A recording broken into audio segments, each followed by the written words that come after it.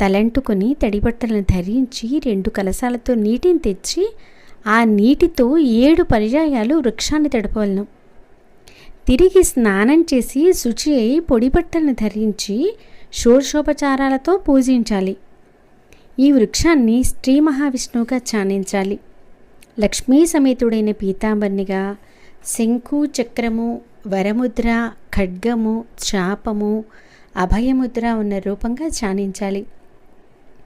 వస్త్రంతో కానీ దారంతో కానీ చుట్టి ప్రదక్షిణాలు చేయాలి.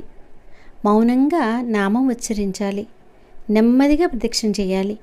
ప్రతి ప్రదక్షిణకు నమస్కారం చేస్తూ 2 లక్షల ప్రదక్షిణలు చేసిన బ్రహ్మహత్య పాతకం కూడా నశిస్తుంది.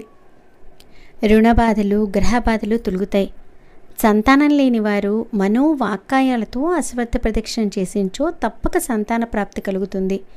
శనివారం అశ్వత్థ